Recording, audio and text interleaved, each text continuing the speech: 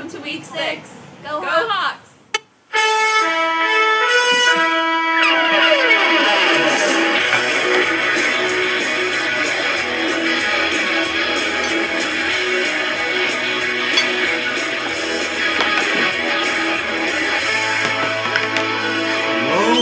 Hello, everyone. Welcome to week 6.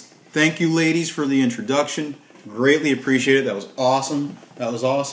Before we go any further, let's get to this week's sponsor, shall we? Not just this week's sponsor. I think for the rest of the season, actually, we'll be sponsored by Patch.com.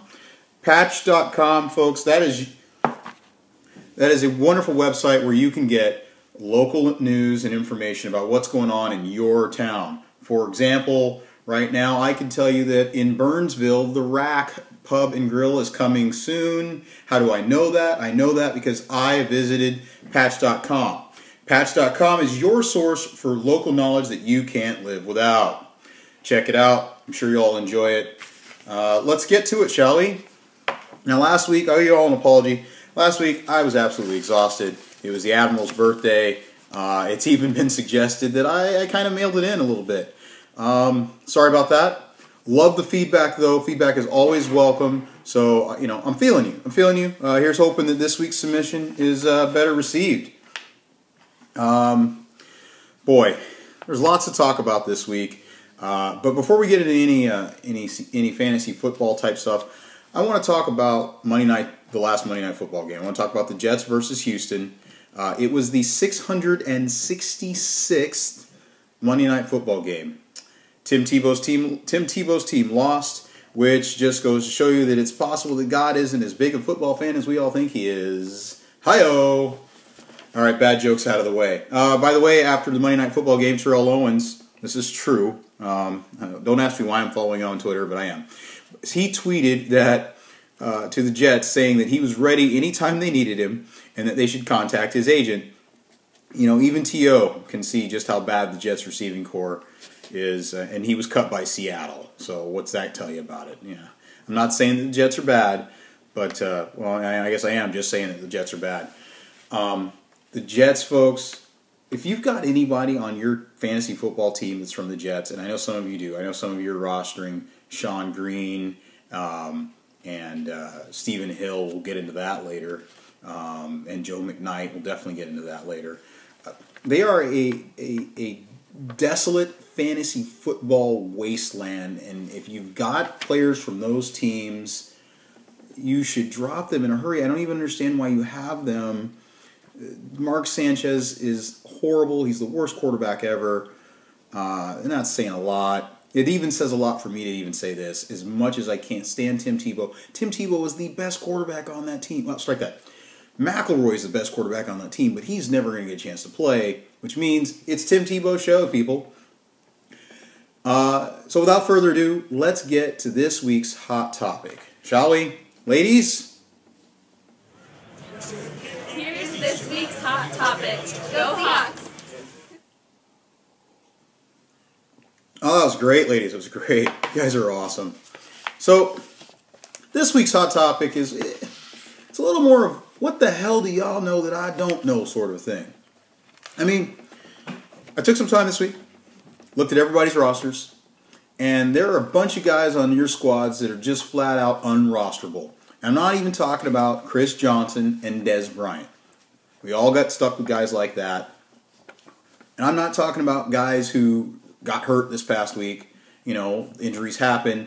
You can't assume that, a guy like Andre Brown is going to get hurt, or, RG3. You can't expect that sort of thing. I mean, you should expect it, but you know what I'm saying. Those guys aren't on this list. I'm talking about guys that have little to zero fantasy value whatsoever. And I've got a list.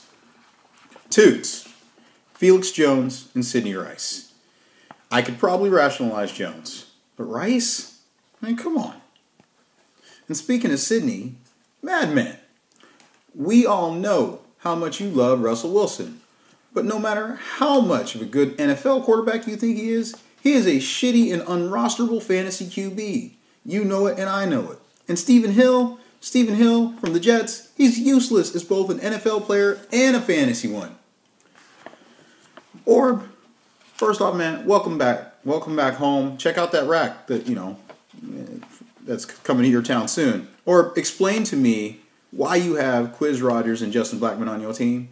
Explain that, man, because I don't understand it. And Barb, are you really expecting David Wilson to make a comeback after he fumbled the ball in week 1 and was immediately put into Grandpa Coughlin's doghouse? It's not going to happen. Zeus, Joe McKnight, really? Man, he's so bad. His head coach wants to move him to corner now that Revis is out. Not rosterable, son. No, not as a running back, not as a wide receiver, not in an IDP league as a corner, not rosterable. Bill, you hanging on to Darius Hayward-Bay because you like hyphens? What's that all about? And Tiny, man, I don't even know where to begin. We saved the worst for last. Tiny, man, it sucks. I get it. You're stuck with Chris Johnson and Dez. I got Chris in another league. I know how painful that is. But to have Secret Agent Man Hillis and Jackie Bettle and how's my Ben Tate? Man, you just got, it's not only do you have one bad running back that you can't trade and can't do nothing with and can't start him, although this might be the week that he goes off, but you got just a whole bunch of useless all on one team, bro. I don't get it. So what, I just got to ask, what is it that you know that I don't know? Let's move on to this week's picks. All right, it's pick'em time, pick'em time, pick'em time. Again, don't forget to check out patch.com, patch.com. Again, local news. You can find out what's going on in your community, figure out what's important to you. Enough of this national news BS, at patch.com. Going into last week, we were 16-8 overall, and after going 4 for 2 in week 5, the pick'em record is a stellar 20-10. There is no off position on the Genius Switch. Tiny versus Minnow. In an early view of this year's upcoming Sacco title bout, I will take Tiny to beat the Mad One. I don't know how, but somehow, some way, Tiny will figure this thing out, despite his unrosterable roster. Mass versus Geithner. Looks like somebody forgot to plan ahead for the bye weeks. Sorry, Mass. Geithner wins. Barb versus Big Sexy. Folks, remember when we used to make fun of Lippy for being, well, Lippy? Good times. Big Sexy wins again, and somebody stop this juggernaut, huh? Break up the Lipmeister. Chop versus the Odd One. It's the QB battle that stood out to me here, and so I'll take Rodgers and Chop over Orb and RG3, who may not even play this week. Chop wins. Yeah, it's a shame. Welcome back, though, Orb. And it's a lot easier to replace a tight end than it is to replace a quarterback. So this week, I'm taking Maximus. And finally, in a game that I am positive I'm going to lose, but since I can't pick myself to lose, I will take myself as the upset special, and here's hoping a little luck falls my way. Andy luck, that is. Hoping for that. That's it for this week, folks. Thanks again. Hope that this week's submission is better received, and as always, stay frosty. Run!